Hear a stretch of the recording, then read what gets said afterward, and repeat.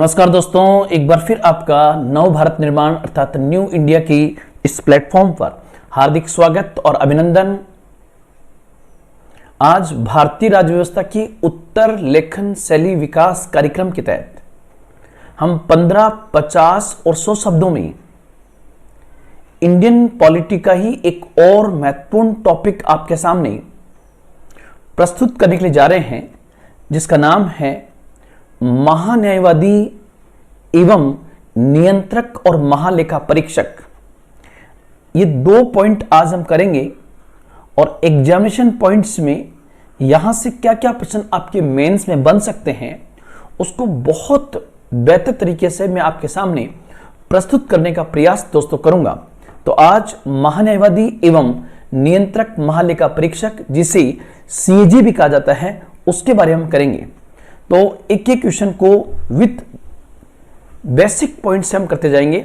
सबसे पहले आप देखिए कि जब इस टाइप की महान्यायवादी और सीएजी को हम करेंगे तो सबसे पहला मेरा दायित्व होगा कि यहां से आपके एग्जामिनेशन पॉइंट में कौन से क्वेश्चन किस किस प्रकार से बन सकते हैं उसकी चर्चा करना सबसे पहले बेहतर रहेगा। तो इस क्रम में देखिए दोस्तों, सबसे पहले हम देखते हैं कि यहां से मुख्य परीक्षा में क्या क्वेश्चन बन सकते हैं। महान्यायवादी की संवैधानिक स्थिति क्या है? What is the constitutional position of attorney general? ये क्वेश्चन आपका 15 शब्दों में आ सकता है, 15 वर्ड्स के अंदर। दूसरा, महान्यायवादी की नियुक्ति कौन करता है और इसकी योग्यता क्या है, 15 वर्ड्स के अंदर। महान्यायवादी की प्रमुख शक्तियां क्या है, ये प्रश्न आपका 100 वर्ड्स में आ सकता है, 100 शब्दों में आ सकता है। फिर आता है कि भारत के महाधिवक्ता अर्थात सॉलिसिटर जनरल ऑफ इंडिया से आप क्या समझते हो। तो दोस्तों ये आपका आएगा 15 शब्दों के अंदर, 15 वर्ड्स के अंदर। राज्य महाधिवक्ता के बारे में एक संक्षिप्त टिप्पणी प्रस्तुत कीजिए। Right A short note on the advocate general. ध्यान रखना, राज्य महाधिवक्ता को कहा जाता है एडवोकेट जनरल, और ये आपका 50 वर्ड्स में आरएस मुख्य परीक्षा में आ सकता है। लेकिन महान्यायवादी से ज्यादा क्वेश्चन पूछे गए हैं सीएजी के ऊपर। नियंत्रक एवं महालेखा परीक्षक क्या है, क्या ये एक संवैधानिक पद है और इसकी नियुक्ति कौन करता है? तो ध्यान रखना, ये आपका 15 वर्ड्स में आ सकता है। नियंत्रक एवं महालेखा परीक्षक को हटाने की प्रक्रिया क्या है? तो दोस्तों ये भी आपका 50 शब्दों में इस टाइप का क्वेश्चन बन सकता है। सीएजी के प्रमुख कर्तव्य क्या है? What is the important duties of CAG? तो ये आपका आ सकता है 100 वर्ड्स में, क्योंकि उसकी महत्वपूर्ण ड्यूटीज को आपके सामने पेश करने का प्रयास किया जाएगा। सीएजी अपना काम स्वतंत्रता पूर्वक कर सके, इसके लिए संविधान में क्या प्रावधान किए गए? ये क्वेश्चन यूपीएससी में पूछा गया था और इन फ्यूचर में आरएस में आ सकता है। ये आपका 50 वर्ड्स में, इसको आप बहुत बेहतर तरीके से तैयार करना। सीएजी के पद को संवैधानिक क्यों बनाया गया? इससे हटाने का अधिकार संसद को प्रदान क्यों किया गया? ये प्रधान जो लिखा हुआ है ये बेसिकली होगा प्रदान। इससे हटाने का अधिकार संसद को प्रदान क्यों किया गया? ये आपका 100 वर्ड्स में ये प्रश्न पूछा जा सकता है। 100 वर्ड्स में ये पूछा सकता है। फिर एक क्वेश्चन आपका बनता है कि सीएजी को एक अति आवश्यक भूमिका निभानी होती है। सीएजी को एक अति आवश्यक भूमिका निभानी होती है, व्याख्या कीजिए। किस प्रकार उसकी नियुक्ति की विधि और शर्तों और साथ ही उन अधिकारों के विस्तार से परिलक्षित होती है जिनका प्रयोग वह कर सकता है। ध्यान रखना, ये अटपटा क्वेश्चन यूपीएससी में अभी लेटेस्ट पूछा गया है। इस टाइप के जो वर्ड्स की थोड़ी सी आप देख रहे हो उसके अंदर, वो इसलिए होता है कि पेपर बनता है इंग्लिश मीडियम में और उसका हिंदी वर्जन किया जाता है। क्वेश्चन क्या है? सीएजी को एक अति आवश्यक भूमिका निभानी होती है। ये आपका इन्वर्टेड कोमा में दिया। व्याख्या कीजिए मतलब एक्सप्लेन कीजिए, ये किस प्रकार उसकी नियुक्ति की विधि और शर्तों और साथ ही उन अधिकारों के विस्तार से परिलक्षित होती है जिनका प्रयोग वह कर सकता है। तो ये पॉइंट आपका है। इसके बाद हम आगे बढ़ते हैं। सबसे पहले हम देखते हैं महान्यायवादी को। आपसे पूछे कि महान्यायवादी की संवैधानिक स्थिति क्या है? दोस्तों ये क्वेश्चन जो है आपका 15 शब्दों में पूछा जा सकता है। इसी को हम कहेंगे 15 वर्ड्स। 15 शब्दों में आपका एक क्वेश्चन आ सकता है। महान्यायवादी की संवैधानिक स्थिति क्या है? What is the constitutional position of attorney general? तो ध्यान रखना, आप क्या लिखोगे? आर्टिकल या सबसे पहले उल्लेख करोगे भारतीय संविधान का, और भारतीय संविधान लिखोगे भारतीय संविधान के अनुच्छेद 76 के अंतर्गत, भारतीय संविधान के अनुच्छेद 76 के अंतर्गत महान्यायवादी एक संवैधानिक पद है। महान्यायवादी एक संवैधानिक पद है। ये भारत सरकार का प्रथम विधि अधिकारी होता है। ये भारत सरकार का प्रथम विधि अधिकारी होता है। ये सबसे पहले आपको यहां पर डालना है, प्रथम विधि अधिकारी होता है। बस आपसे क्वेश्चन पूछा गया कि महान्यायवादी की संवैधानिक स्थिति क्या है, तो उसका उत्तर 15 शब्दों में आप इस प्रकार से लिखोगे। क्वेश्चन नंबर 2 हम चलते हैं आगे, और आपसे पूछे कि महान्यायवादी की नियुक्ति कौन करता है और इसकी योग्यता क्या है। तो आप लोग दोस्तों ध्यान रखना, सबसे पहले लिखने का तरीका क्या होगा कि भारतीय संविधान में अनुच्छेद 76 में उल्लिखित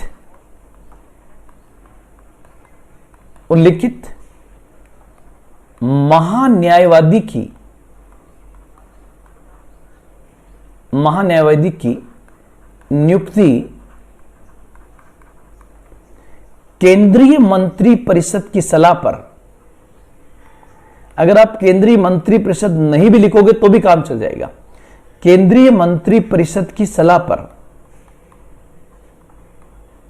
राष्ट्रपति द्वारा की जाती है या राष्ट्रपति करता है। राष्ट्रपति करता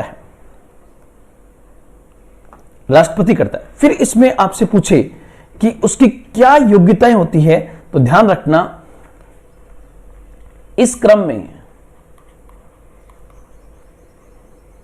में उसकी योग्यता की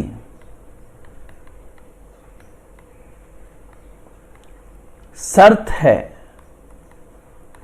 कि वह सुप्रीम कोर्ट का, मतलब उच्चतम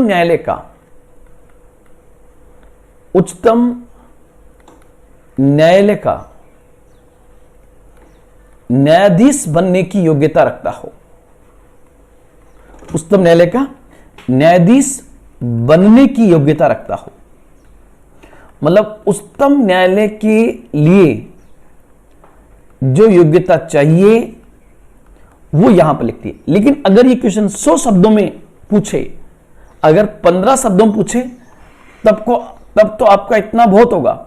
लेकिन अगर ये 100 वर्ड्स में आ जाए तो सुप्रीम कोर्ट के न्यायाधीश की क्या योग्यताएं होती है वो आपको लिखने, जो मैंने आपको सुप्रीम कोर्ट वाले में बता दिया है। नेक्स्ट पॉइंट, महान्यायवादी की प्रमुख शक्तियां क्या होती है? द इंपॉर्टेंट पावर्स ऑफ क्या है? तो ध्यान रखना, सबसे पहले आप लिखोगे भारतीय संविधान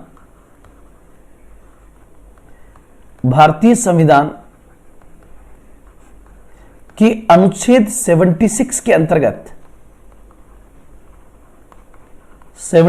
अंतर्गत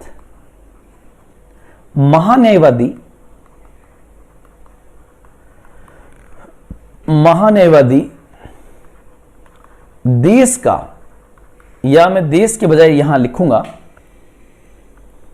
देश के बजाय बेस्ट होगा जब हम यहां ये लिखें महान्यायवादी भारत सरकार का, महान्यायवादी भारत सरकार का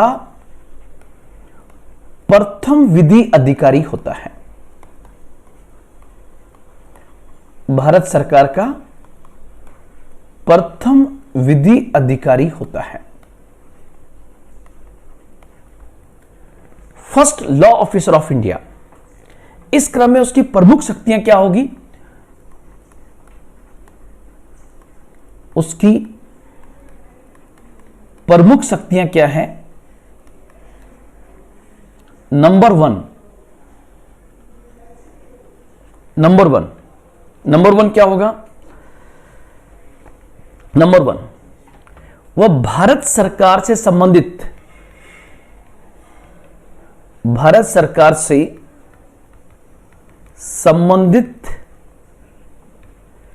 किसी मामले में, भारत सरकार से संबंधित किसी मामले में उच्चतम न्यायालय में भारत सरकार की ओर से पेश होता है। भारत सरकार की ओर से पेश होता है मतलब क्या होगा दोस्तों? इसका मतलब होगा कि जैसे मान लीजिए अभी किसान वर्सेस गवर्नमेंट ऑफ इंडिया के बीच में गतिरोध चल रहा है और किसानों का वकील चला जाए सुप्रीम कोर्ट के अंदर और सुप्रीम कोर्ट उस मसले की सुनवाई करे, तो मैं कहना चाह रहा हूं जैसे मान लीजिए ये आ गया किसान versus government of India Bharat सरकार, तो वहां पर किसानों का अपना एक वकील होगा। उस समय भारत सरकार की पैरवी कौन करेगा? तो भारत सरकार का जो वकील होगा वो बेसिकली कौन होगा? महान्यायवादी होगा। भारत सरकार से संबंधित जितने मसले सुप्रीम कोर्ट या हाई कोर्ट में होते हैं उनमें भारत सरकार की ओर से पेश कौन होता है? तो ध्यान रखना बेसिकली महान्यायवादी जाता है। दूसरा, भारत के किसी भी क्षेत्र में, ध्यान रखना, नंबर 2, भारत के किसी भी क्षेत्र में किसी भी अदालत में उसे सुनवाई का अधिकार होता है। दोस्तों ध्यान रखना, मतलब एक जज को जितनी पावर होती है ना मामले की सुनवाई का, वो अधिकार इसके पास भी होता है। तीसरा और सबसे इंपॉर्टेंट पॉइंट क्या है कि महान्यायवादी जो है, तीसरा, महान्यायवादी संसद के सदनों की बैठक में भाग ले सकता है। हालांकि वो सदन का सदस्य नहीं होता है, भाग ले सकता है, बोल सकता है, उसको वहां पर बोलने का अधिकार भी है। इवन मैं कह सकता हूं कि वह जॉइंट सिटिंग में भी आ सकता है, संयुक्त बैठक में भी भाग लेने का अधिकार उसके पास में होता है, परंतु केवल एक अधिकार नहीं है और वह है परंतु वोटिंग का अधिकार नहीं होता है। कौन सा अधिकार उसको नहीं है? तो उत्तर होगा आपका, उसको वोटिंग का अधिकार यहां पर नहीं होता है। यह पॉइंट आपको ध्यान रखना है उसकी प्रमुख शक्तियों में। एक पॉइंट और देख सकती है कि प्रमुख शक्तियों में आप लोग नोट करके ध्यान रखना, क्या कि महान्यायवादी प्राइवेट प्रैक्टिस कर सकता है, क्योंकि वो तो वकील होता है, प्राइवेट प्रैक्टिस कर सकता है। प्राइवेट, जबकि वो भारत सरकार का प्रथम विधि अधिकारी है, वो प्राइवेट प्रैक्टिस कर सकता है, परंतु ऐसे किसी मामले में प्रैक्टिस नहीं करेगा जो गवर्नमेंट ऑफ इंडिया के खिलाफ हो। यह पॉइंट आपको यहां पर बहुत अच्छे से ध्यान रखना है। अभी लेटेस्ट ये क्वेश्चन आईएएस में पूछा गया दोस्तों, ये क्वेश्चन आईएएस में 250 शब्दों में पूछा गया था और इन फ्यूचर में ये सेम क्वेश्चन आपका आरएएस एग्जाम में 100 वर्ड्स में पूछा जा सकता है। और आप देखिए प्रश्न क्या है, महान्यायवादी भारत की सरकार का मुख्य विधि सलाहकार एवं वकील होता है, चर्चा कीजिए। Attorney general is the chief legal adviser and lawyer of the government of India, discuss कीजिए। तो सबसे पहले दोस्तों मैं बताना चाहूंगा कि जहां पर भी डिस्कस कीजिए शब्द आएगा, जहां पर भी चर्चा कीजिए आएगा, तो आपको उत्तर प्रस्तुत इस प्रकार करना है जैसे परीक्षक आपके सामने ही हो।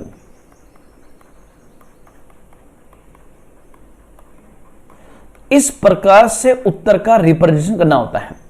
अब जैसे आप देखिए कि हम कई बार कहते हैं आओ चौपाल में चर्चा करें, आओ घर में चर्चा करें, तो उत्तर का प्रस्तुतिकरण इतना सरल शब्दों में होना चाहिए जैसे परीक्षक आपके बिल्कुल सामने बैठा हुआ हो। आप कहोगे सर ऐसे कैसे करेंगे, तो चीजें तो वही होगी दोस्तों, मटेरियल वही होगा।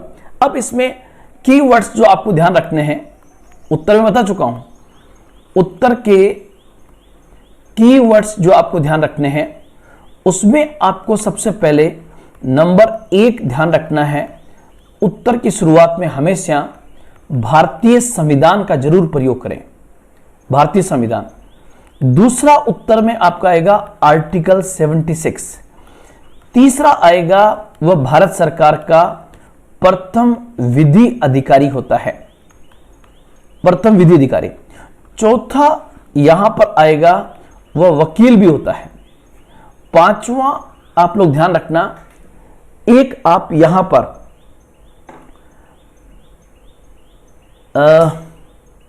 उसको सुनवाई का अधिकार, सुनवाई का अधिकार। अब मैं एक एक पॉइंट खोलूं उससे पहले आपको बता दूं, विधि अधिकारी का अर्थ होगा कि भारत सरकार की ओर से, भारत सरकार की ओर से सुप्रीम कोर्ट या हाई कोर्ट में भारत सरकार संबंधित मामले हो तो उसमें गवर्नमेंट ऑफ इंडिया की ओर से वकील बनकर हो ही जाएगा।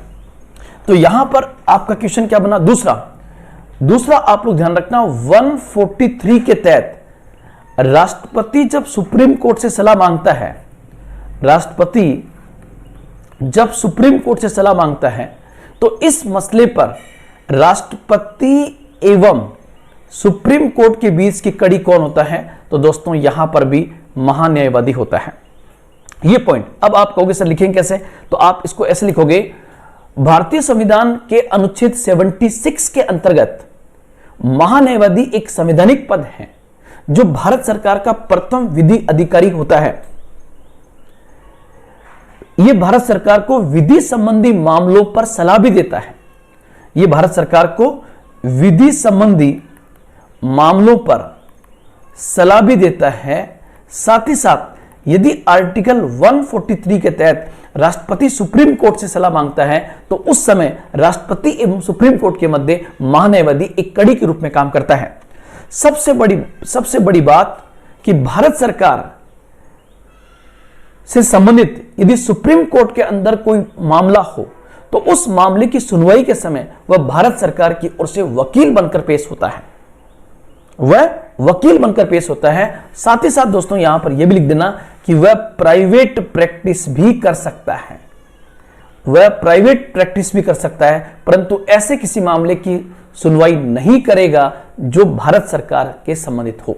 जैसे मान लो कि किसान वर्सेस भारत सरकार है तो भारत सरकार की ओर से जाएगा, लेकिन किसान वर्सेस किसान है तो वो जा सकता है प्रैक्टिस पर, लेकिन ऐसे किसी मामले में नहीं जाएगा जहां पर गवर्नमेंट ऑफ इंडिया के खिलाफ मामला हो। तो ये पॉइंट आपको यहां पर ध्यान में रखना है। नेक्स्ट पॉइंट, एक क्वेश्चन दोस्तों आपके सामने आपकी स्क्रीन पर है, भारत के महाधिवक्ता अर्थात सॉलिसिटर जनरल ऑफ इंडिया से आप क्या समझते हैं।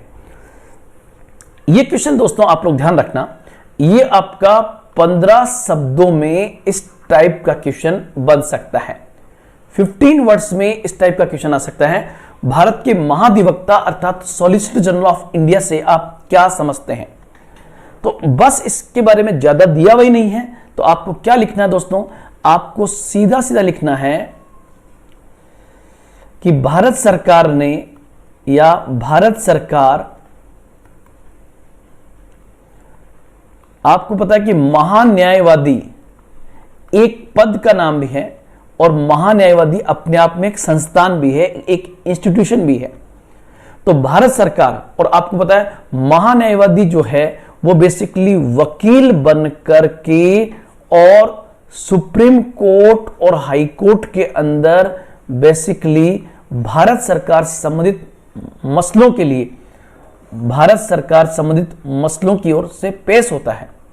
भारत सरकार की ओर से एज ए वकील कौन पेश होता है? महान्यायवादी। लेकिन इस पॉइंट से आप देखोगे तो भारत सरकार के खिलाफ तो सुप्रीम कोर्ट, हाई कोर्ट में कई प्रकार के मसले चल रहे हैं, कई पेंडिंग है, तो वो अकेला क्या क्या करेगा?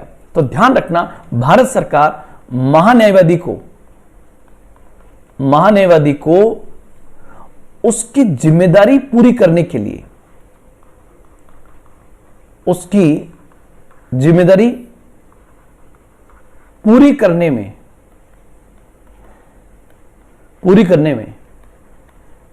सहयोग करने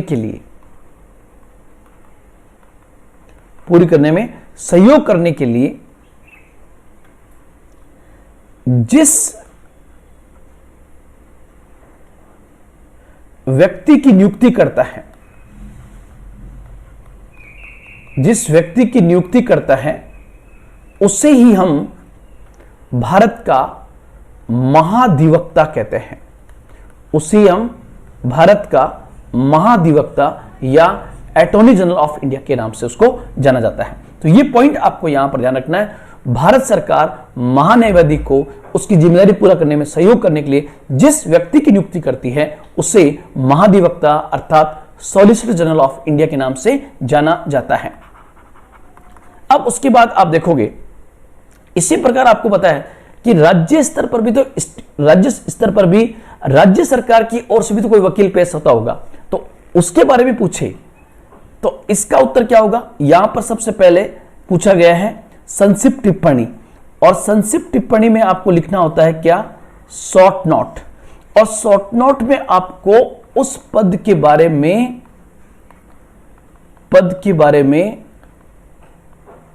पूरी जानकारी देनी होती है।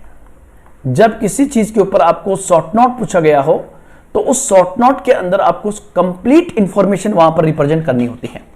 अब यहां पर कंप्लीट इंफॉर्मेशन में क्या क्या चीजें आएगी दोस्तों, तो उसको मैं बताना चाहूंगा। राज्य महाधिवक्ता के बारे में एक संक्षिप्त टिप्पणी प्रस्तुत कीजिए। Right A short note about the advocate general of the state. ध्यान रखना, राज्य महाधिवक्ता को किस नाम से जानते हैं? तो इसी को advocate general of the state के नाम से कहा जाता है। अब सबसे पहले मैं चाहूंगा जब आप उत्तर लिखो तो उस उत्तर में आपके कीवर्ड्स क्या होंगे? आपके आंसर में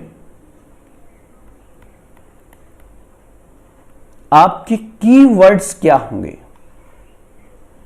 उन कीवर्ड्स की हम चर्चा करें तो कीवर्ड्स में सबसे पहले आप लिखोगे, जब भी पॉलिटी का क्वेश्चन हो तो आप सबसे नजदीक जाएंगे सबसे पहले भारतीय संविधान के, भारतीय संविधान, और भारतीय संविधान से आप जाएंगे आर्टिकल 165 के पास। सबसे पहले भारतीय संविधान, और भारतीय संविधान के बाद अनुच्छेद 165 के पास आप जाएंगे। ठीक है, भारतीय संविधान के अंतर्गत अनुच्छेद 165 के अंतर्गत राज्य स्तर पर महाधिवक्ता की व्यवस्था की गई है। महाधिवक्ता की व्यवस्था की गई है। यह राज्य स्तर पर ठीक उसी प्रकार से काम करता है जिस प्रकार केंद्रीय स्तर पर महान्यायवादी करता है। यह पॉइंट आप लोग लिख दोगे। इस क्रम में महाधिवक्ता के निम्नलिखित कार्य होते हैं। नंबर 1, पहला एक पॉइंट और लिख देना, इसकी नियुक्ति राज्यपाल के द्वारा की जाती है। वहां पर था राष्ट्रपति और यहां पर आएगा इसकी नियुक्ति जो है वो बेसिकली, एक मिनट सॉरी, इसकी नियुक्ति जो है वो आप लोग ध्यान रखना, इसकी नियुक्ति राज्यपाल के द्वारा की जाती है। अब हम कर्तव्य की बात करें तो ध्यान रखना, वह राज्य सरकार का प्रथम विधि अधिकारी होता है। राज्य सरकार का the first law officer of state government प्रथम विधि अधिकारी होता है।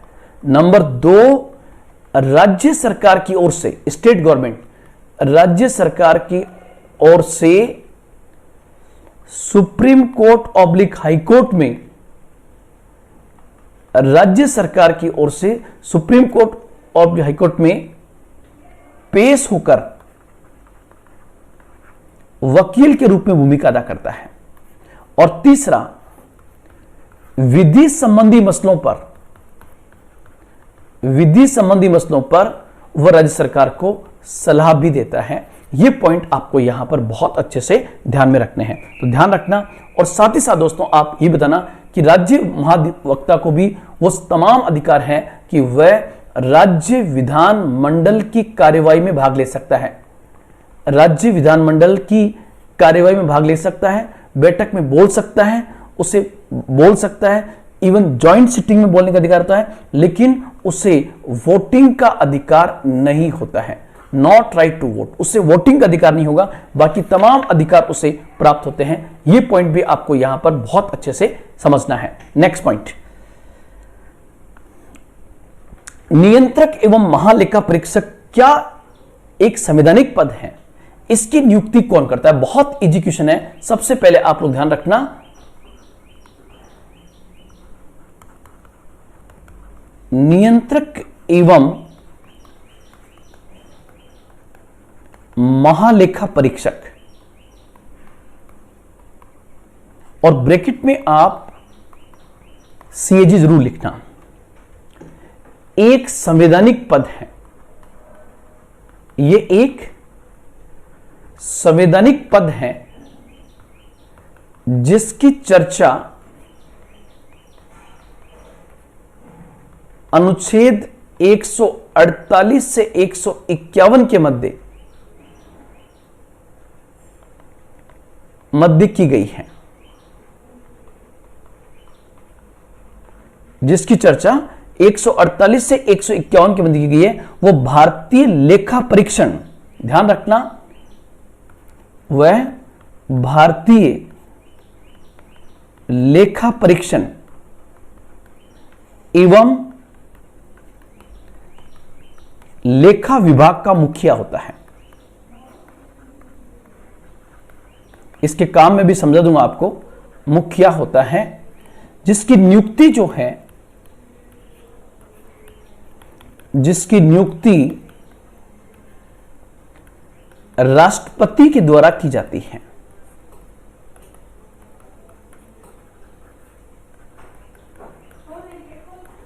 राष्ट्रपति द्वारा की जाती है। सबसे पहले क्या होगा, नियंत्रक और महालेखा परीक्षक, यहां क्वेश्चन पूछा गया कि क्या ये एक संवैधानिक पद है, तो आपने आर्टिकल बता दिया कि yes this is a constitutional position. ये एक संवैधानिक पद है जिसकी चर्चा 148 से 151 के मध्य की गई है, और ये भारतीय लेखा परीक्षण और लेखा विभाग का मुखिया होता है, जिसकी नियुक्ति राष्ट्रपति के द्वारा की जाती है। तो बिल्कुल सिंपल क्वेश्चन था, उसका आपको सिंपल तरीके से ही उत्तर प्रेजेंट करना है। उसके बाद आपसे पूछे कि नियंत्रक एवं महालेखा परीक्षक के हटाने की प्रक्रिया क्या है।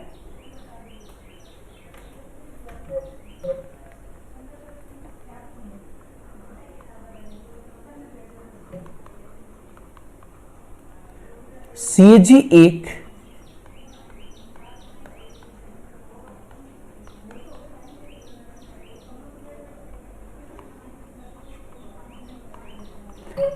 एक संवैधानिक पद है।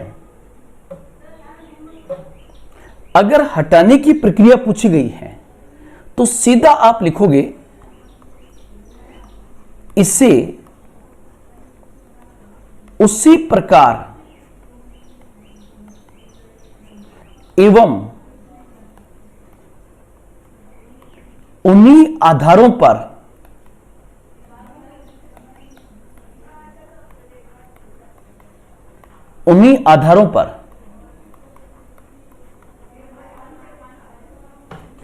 उसी प्रकार एवं उन्हीं आधारों पर हटाया जाता है जिस प्रकार एवं जिन आधारों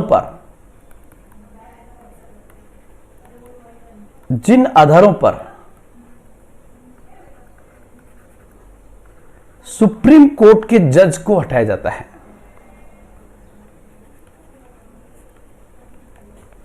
सुप्रीम कोर्ट के जज को हटाया जाता है। मतलब सीएजी एक कॉन्स्टिट्यूशनल पोस्ट है, इसे उसी प्रकार एवं उन्हीं आधारों पर हटाया जाता है जिस प्रकार और जिन आधारों पर सुप्रीम कोर्ट के जज को हटाया जाता है। अर्थात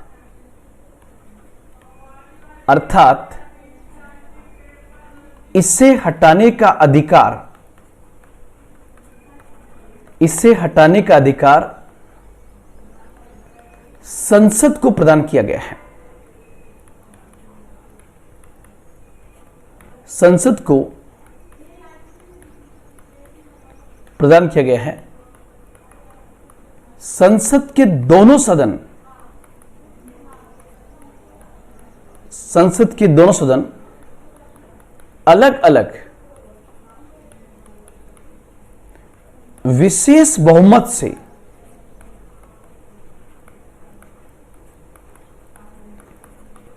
पास कर दे तो राष्ट्रपति की अनुमति के बाद इसे हटा दिया जाएगा। क्योंकि आपको पता है संसद इक्वल्स टू क्या होता है, संसद इक्वल्स टू आपको पता है राज्यसभा, लोकसभा और राष्ट्रपति। संसद 3 अंगों से मिलकर बनती है। ये तीनों जब कह देंगे तो उसको हटा दिया जाता है। तो और साथ ही साथ इसे हटाने का आधार जो है वो आधार क्या दोस्तों, वो 2 पॉइंट लिख देना। 2 आधार है कदाचार एवं असमर्थता का। यदि वो दोषी सिद्ध हो चुका हो या उस पर इस प्रकार का आरोपण हो तो इस आधार पे उसे हटाया जाएगा। ये आपको उसमें लिखना है कि उसे किस प्रकार से हटाया जाता है। सबसे बड़ी बात आप लोग ध्यान रखना, सीएजी की नियुक्ति राष्ट्रपति के द्वारा की जाती है, परंतु उसे हटाने का अधिकार जो है वो बेसिकली संसद को प्रदान किया गया। और आपको पता है संसद के द्वारा हटाने की जो प्रक्रिया है वो काफी कॉम्प्लिकेटेड है, इसलिए आज तक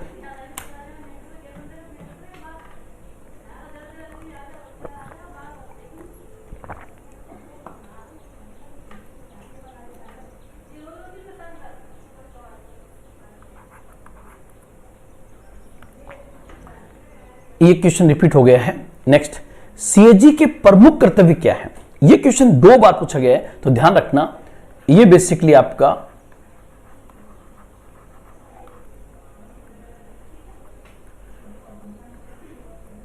हंड्रेड वर्ड्स में इस टाइप का क्वेश्चन पूछा जा सकता है।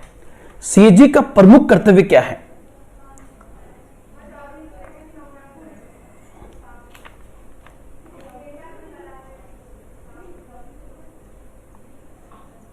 सीएजी के प्रमुख कर्तव्य क्या है?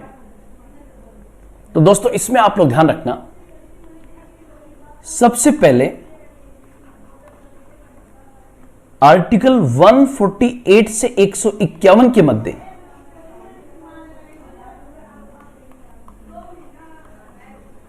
सीएजी एक संवैधानिक पद है।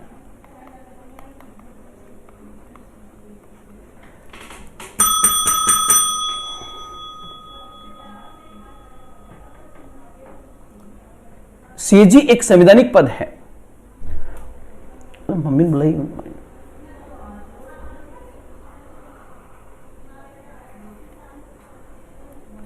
सीएजी बेसिकली एक संवैधानिक पद है।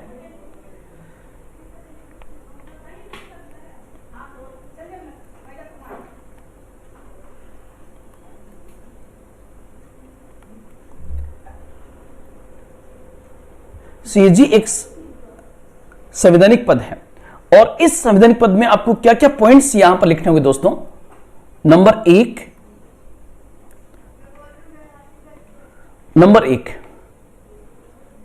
पहला पॉइंट आप लोग यहां पर की वर्ड्स में ध्यान रखना, वह भारत की संचित निधि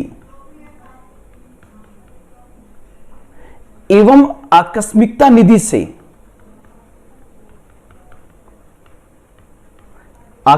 निधि से जो भी खर्च भारत सरकार द्वारा किया जाता है, भारत सरकार द्वारा जो भी खर्च किया जाता है उस खर्च का लेखा परीक्षण सीएजी के द्वारा किया जाता है। इसी प्रकार नंबर 2, राज्य की संचित निधि या राज्य की आकस्मिकता निधि से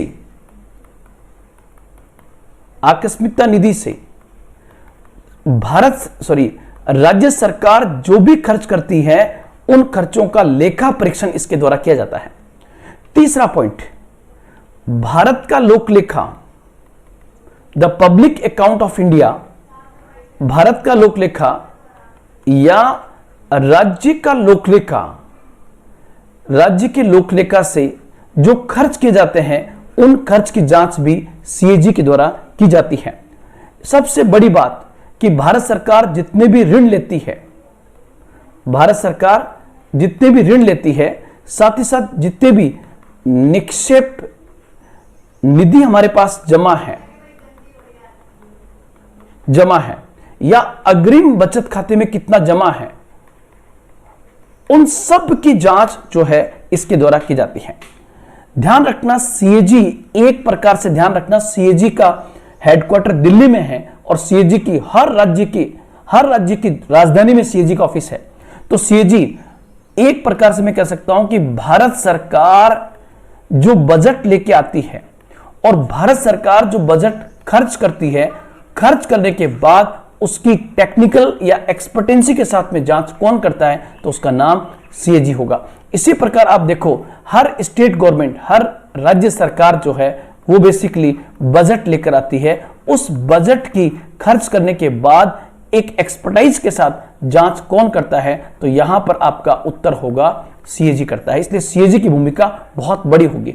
एक हमने वहां पर पढ़ा था कि संसद में संसदीय समितियां होती है और संसदीय समितियों में आपने सुना होगा एक समिति का नाम है लोक लेखा समिति। तो ध्यान रखना, लोक लेखा समिति भारत सरकार द्वारा खर्च किए गए बजट की जांच करती है। वो लोक लेखा समिति अपनी जांच के लिए किसको आधार बनाती है, तो वो सीएजी की रिपोर्ट को आधार बनाती है। इसलिए हम कह सकते हैं कि वो लोक लेखा समिति दो जांच करती है, एक तो सीएजी की भी जांच कर लेती है और एक वो गवर्नमेंट ऑफ इंडिया की भी जांच कर लेती है। इसलिए ध्यान रखना, भारत सरकार के पास सबसे इंपॉर्टेंट काम होता है भारत सरकार का वित्तीय ढांचा। और भारत सरकार जितना पैसा खर्च करती है, एक एक रुपया जो खर्च करती है, उसकी टेक्निकल एक्सपर्टाइज के साथ जांच कौन करता है, वो सीएजी करती है। और सीएजी की रिपोर्ट को राष्ट्रपति संसद के पटल पर रखाता है। इसलिए अगर किसी पूरा घपला हुआ हो तो उसको सीएजी खोलता है। और आपको पता है, जो यूपीए सेकंड सरकार गिरी थी उसमें सीएजी की बड़ी भूमिका थी। तो ये आप लोग ये भी ध्यान रखना। और दूसरा ये भी होता है कि कोई भी सरकार जो सीएजी बनाती है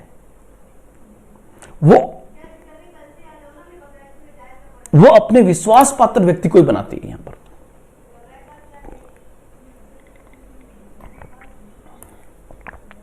अब उसके बाद सीएजी अपना काम स्वतंत्रता पूर्वक कर सके,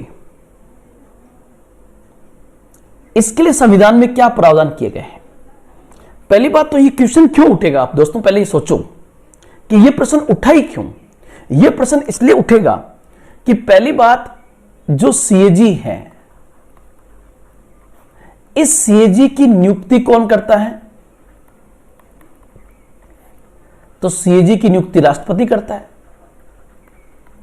और राष्ट्रपति किसकी सलाह पर करता है, मंत्री परिषद की सलाह पर, ठीक है।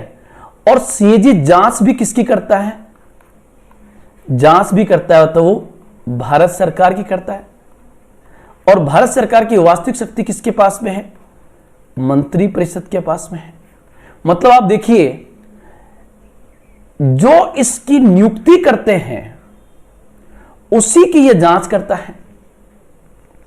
तो यह जरूरी है ना कि सीएजी जब अपने पद पर काम करे तो वो अपने पद पर स्वतंत्रता पूर्वक काम कर सके। इसके लिए हमारा संविधान क्या बताता है, तो नंबर 1 पहला पॉइंट, नंबर 1 भारतीय संविधान द्वारा उसके कार्यकाल की सुरक्षा की गई है।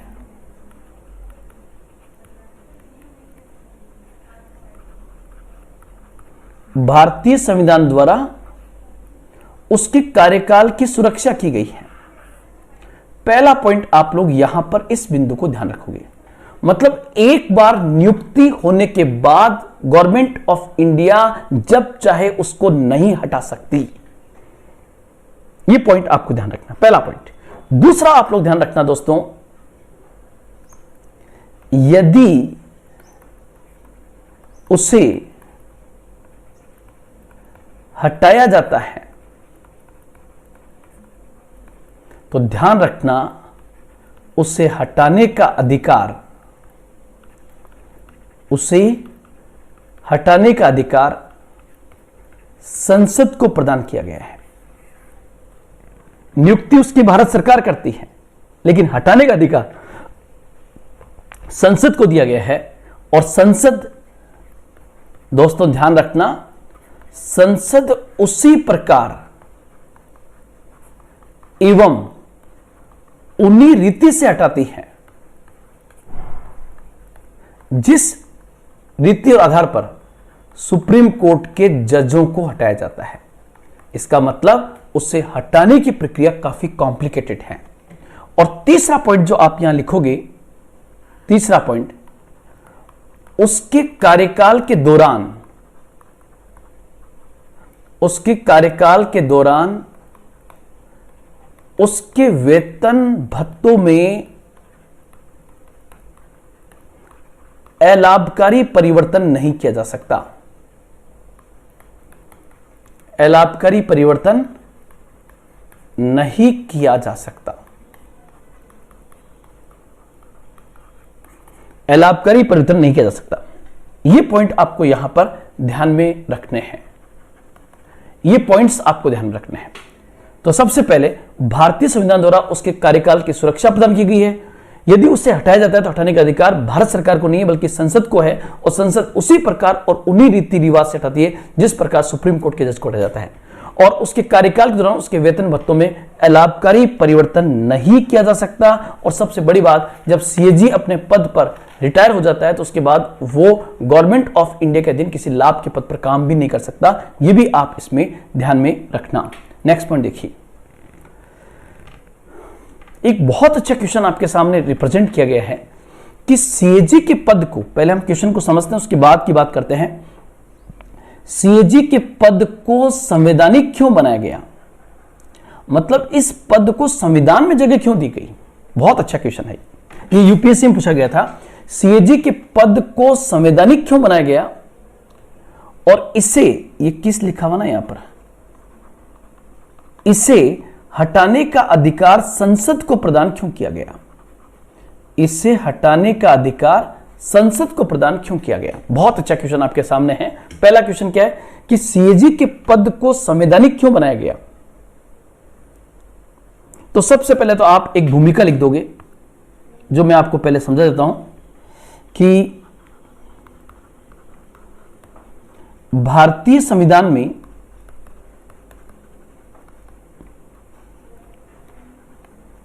अनुच्छेद 148 में सीएजी के पद का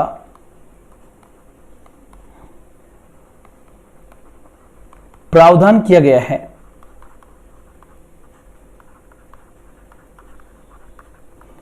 जो भारत सरकार एवं राज्य सरकार, और वापस वो रिपीट हो जाएगा कि लेखा परीक्षण, डेश डेश ऐसे आप हो जाएगा। अब मैं क्वेश्चन पे आता हूं। सबसे पहले अगर आपसे पूछे कि सीएजी के पद को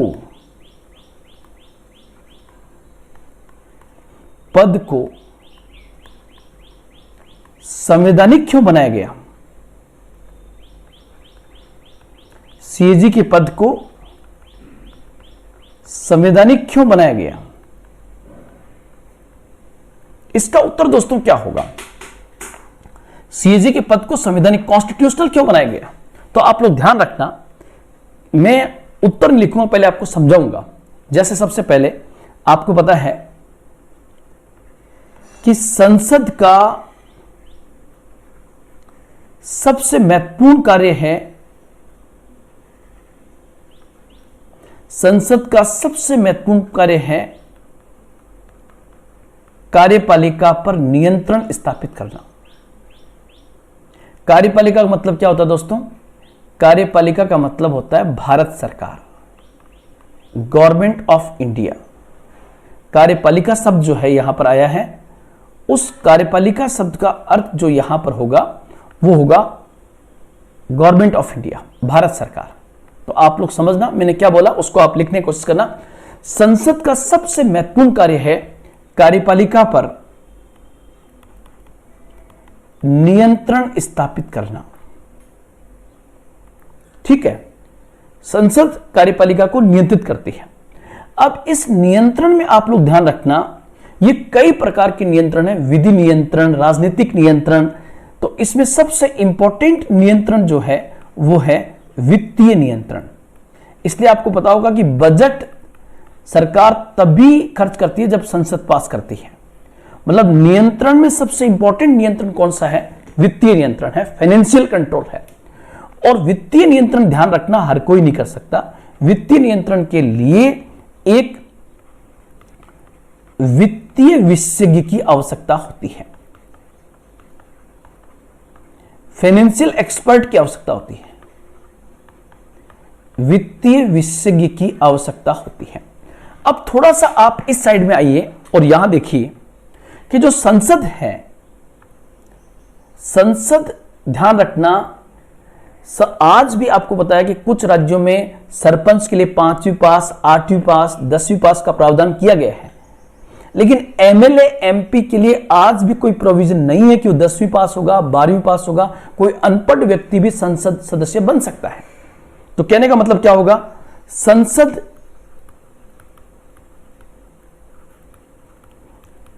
आम जनों से मिलकर बनती है। संसद आम जनों से मतलब आम आदमी से मिलकर बनती है। इसमें कोई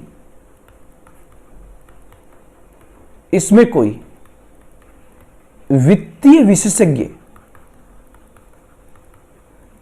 विशेषज्ञ हो भी सकता है और नहीं भी हो भी सकता है और नहीं भी। मतलब यहां पर तो वैसा काम तो इसी का है कि संसद कार्यपालिका का वित्तीय नियंत्रण करेगी। वित्तीय नियंत्रण तब कर पाएगी ना जब कोई वित्तीय विशेषज्ञ इसके पास में हो। तो यहां पर तो एक्सपर्ट हो भी सकता और नहीं भी। अतः संसद में एक वित्तीय विशेषज्ञ के रूप में संसद के इस काम को हल्का करने के लिए संविधान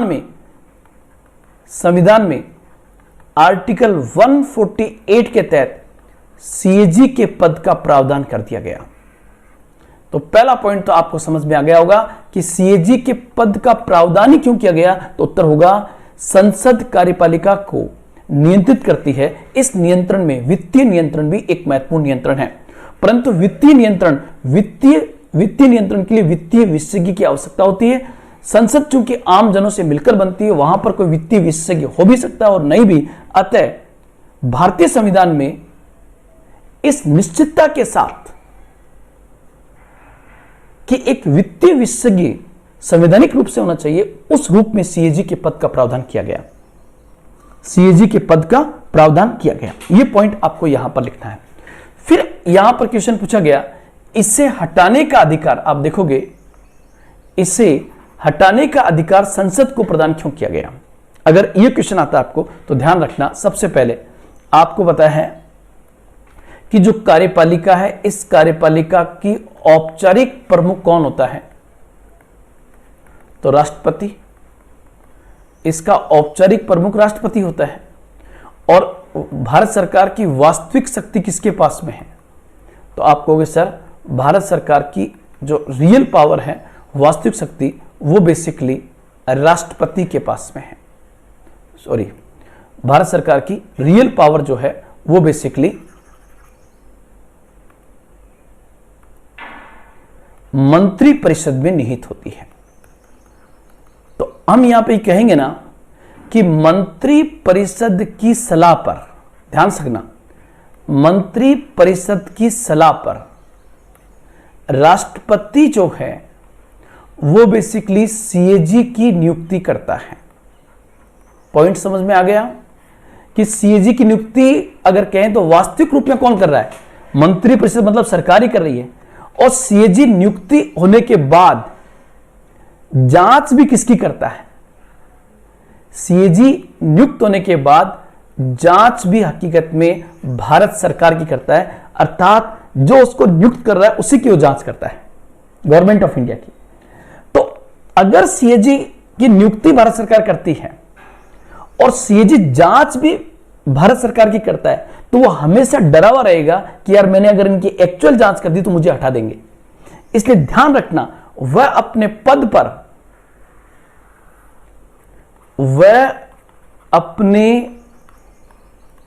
पद पर स्वतंत्रता पूर्वक काम कर सके, इसके लिए उसे हटाने का अधिकार संसद को प्रदान किया गया है। उसे हटाने का अधिकार संसद को प्रदान किया गया है। बहुत अच्छे से मैंने आपको समझाने का प्रयास किया दोस्तों। ये एग्जाम में 2 बार क्वेश्चन पूछा गया है, स्पेशली यूपीएससी में पूछा गया, इसलिए ध्यान रखना उसकी नियुक्ति राष्ट्रपति करता है, लेकिन उसे हटाने का अधिकार संसद को प्रदान किया गया है और संसद उसे उसी रीति से और उन्हीं आधारों पर हटाती है जिस रीति और जिस आधार पर सुप्रीम कोर्ट या हाई कोर्ट के जज को हटाया जाता है। आपको पता है कि सुप्रीम कोर्ट हाई कोर्ट के जज को हटाने की प्रक्रिया का उल्लेख 124(4) में किया गया है और वो काफी कॉम्प्लिकेटेड प्रोसेस है। इसलिए सीएजी को 3 स्वतंत्रताएं संविधान में दी गई है। नंबर 1,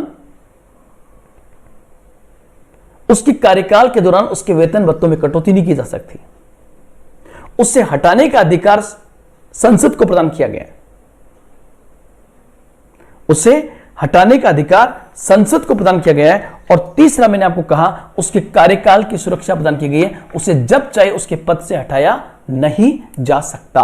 तो यह बिंदु आपको स्पेशली यहां पर ध्यान रखना होता है। अभी लेटेस्ट में देख रहा था, यूपीएससी में क्वेश्चन पूछा गया दोस्तों, जो मैंने आज देखा, अभी आपके सामने इसको रिप्रेजेंट भी किया है। और यूपीएससी जो क्वेश्चन पूछती है वो इन फ्यूचर में आपके आने की पूरी संभावना रहती है। तो यहां पर एक क्वेश्चन को आप देखिए, वो प्रश्न क्या है दोस्तों? वो प्रश्न है, पहले आप सुनना, सीएजी को अति आवश्यक भूमिका निभानी होती है। सीएजी को अति आवश्यक भूमिका निभानी होती है, व्याख्या कीजिए। एक्सप्लेन करना है, व्याख्या कीजिए। ये किस प्रकार उसकी नियुक्ति की विधि और शर्तों और साथ ही उन अधिकारों को विस्तार से परिलक्षित होती है जिनका प्रयोग वह कर सकता है। बहुत अच्छा, मतलब ये क्वेश्चन कह रहा है कि सीएजी को बहुत इंपॉर्टेंट भूमिका निभानी होती है, उसको आप एक्सप्लेन कीजिए। और उस एक्सप्लेनेशन में आप इस बात को यूज में ले सकते हो कि ये किस प्रकार उसकी नियुक्ति की विधि और शर्तों और साथ ही उन अधिकारों के विस्तार से परिलक्षित होती है जिनका प्रयोग वो कर सकता है। तो सबसे पहले ध्यान रखना, आप यहां पर ध्यान रखना,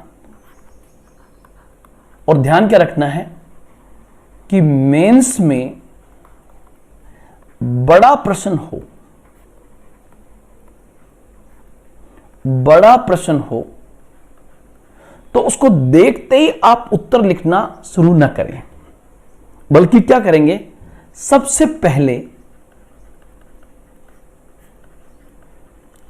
पहले उसे छोटे छोटे टुकड़ों में बांट लें। मतलब उस प्रश्न के बहुत सारे टुकड़े कर दें, आप बांटें एवं बाद में उसे जोड़ दें। यह सबसे बेहतर होगा। मतलब जब भी कोई बड़ा क्वेश्चन हो तो सबसे पहले आप उसे टुकड़ों में तोड़ लें और तोड़ने के बाद जोड़ दें, तो आपका बेहतरीन उत्तर वहां से निकल के आ जाएगा। अब जैसे क्वेश्चन पूछा गया, सीएजी को एक अति आवश्यक भूमिका निभानी होती है, तो आप देखो, मैंने वैसे उत्तर पूरा सब समझा दिया है। अब इसमें सबसे पहले नंबर 1, आप क्या क्या लिखोगे? सबसे पहले आप हवाला देंगे भारतीय संविधान का। सबसे पहले भारतीय संविधान के आर्टिकल 148 में सीएजी के पद का उल्लेख किया गया है, जिसकी नियुक्ति राष्ट्रपति के द्वारा की जाती है, ब्रैकेट में केंद्रीय मंत्री परिषद की सलाह पर। केंद्रीय मंत्री परिषद की सलाह पर। दूसरा आप लिखोगे संसद कार्यपालिका को विभिन्न प्रकार से नियंत्रित करती है। संसद कार्यपालिका को विभिन्न प्रकार से नियंत्रित करती है और इस नियंत्रण में सबसे इंपॉर्टेंट है वित्तीय नियंत्रण, फाइनेंशियल कंट्रोल। जैसा कि हम सब लोग जानते हैं कि हर साल बजट आता है, तो हर साल बजट खर्च भी होता है। बजट की एक एक पाई की हकीकत सामने लाने के लिए एक एक्सपर्ट का होना जरूरी है, जिसे हम सीएजी कहते हैं। साथ ही साथ वह भारत सरकार के अन्य, चाहे वो संचित निधि हो और चाहे वो आकस्मिकता निधि हो, आकस्मिकता निधि हो, और चाहे भारत का लोक लेखा हो। भारत की संचित निधि, भारत की आकस्मिकता निधि, भारत का लोक लेखा, राज्य की संचित निधि, राज्य की आकस्मिकता निधि, राज्य का लोक लेखा जैसी महत्वपूर्ण निधियों से किए जाने वाले खर्च और जमा की विस्तृत जांच सीएजी के द्वारा की जाती है। और उस जांच में यदि उस जांच के माध्यम से वो जो जांच रिपोर्ट तैयार करता है वो राष्ट्रपति सौंपता है, राष्ट्रपति उस रिपोर्ट को संसद के पटल पर प्रस्तुत करता है। राष्ट्रपति उस रिपोर्ट को संसद के पटल पर प्रस्तुत करता है। ध्यान रखना, सीएजी की जो रिपोर्ट आएगी वो रिपोर्ट वो किसको देगा? वो राष्ट्रपति को देगा। राष्ट्रपति उसे कहां पर रखता है? राष्ट्रपति उसे संसद के पटल पर प्रस्तुत करता है। संसद के पटल पर प्रस्तुत करता है और संसद के पटल पे जब लोकसभा राज्यसभा में प्रेजेंट की जाएगी और उसमें सरकार का यदि कोई ड्रॉबैक है, कोई कमी है जो सीएजी ने निकाली है, तो ध्यान रखना उस समय सीएजी की रिपोर्ट विपक्ष के हाथ में वह हथियार है जो सत्ता पक्ष का विरोध करने का विपक्ष को मौका दे देता है। और विपक्ष के पास जैसे ही मौका आता है वो बात मीडिया में आ जाती है, इसलिए लोकतंत्र का चौथा स्तंभ सक्रिय हो जाता है। यही कारण है कि सीएजी के पद की सुरक्षा के लिए उसे हटाने का अधिकार संसद को दिया गया है। उसके कार्यकाल की सुरक्षा की गई है। मतलब दोस्तों, मैंने जो पिछले वाली क्लास में बताया, पिछले वाले आंसर में बताया, वो तमाम चीजें आपकी यहां पर भी बहुत अच्छे से आएगी, क्योंकि यहां पर आप देखिए उन अधिकारों के विस्तार से परिलक्षित होती है जिनका प्रयोग वह कर सकता है। मतलब वो गवर्नमेंट ऑफ इंडिया की जांच करके उसकी कमी को भी संसद के पटल पर रख सकता है। साथ ही साथ जो उसकी नियुक्ति करता है उसी की वो कमी निकालता है।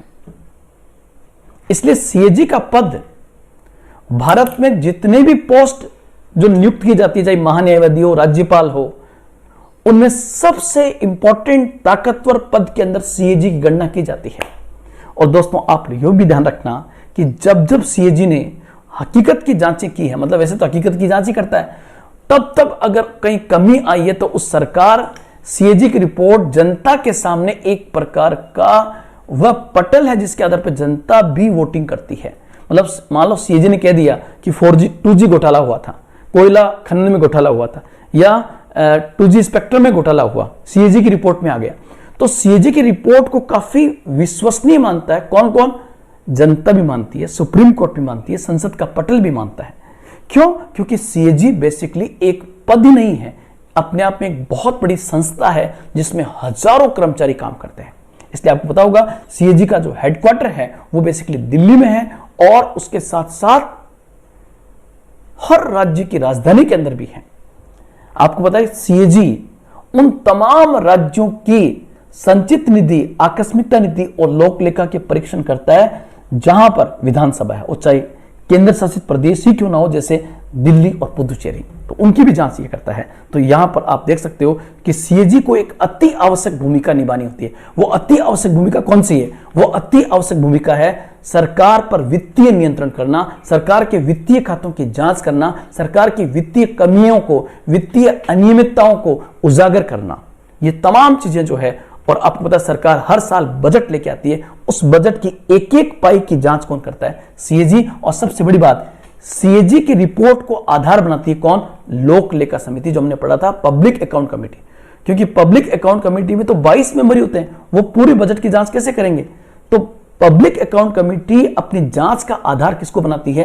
तो वो अपनी जांच का आधार सीएजी की रिपोर्ट को बनाती है और उसके माध्यम से जांच होती है। तो ये इसका उत्तर होगा। लेटेस्ट ये क्वेश्चन यूपीएससी में पूछा गया था। ये क्वेश्चन सेम है, ये इंग्लिश में है। CAG has a very vital role to play, explain how this is reflected in the method and terms of his appointment as well as the range of power he can exercise. इसका उत्तर मैंने आपको समझा दिया है। Next point. तो दोस्तों, आज हमने महान्यायवादी और सीएजी के पद पर एक विस्तृत चर्चा आपके सामने प्रस्तुत करने का प्रयास किया और उसकी एक एक पॉइंट को आपके सामने निकाला। आज इतना ही दोस्तों, फिर मिलेंगे एक नए टॉपिक के साथ भारतीय राज्य व्यवस्था में, जिसमें 15, 50 और 100 शब्दों में आपके सामने प्रस्तुत किया जाएगा। जय हिंद।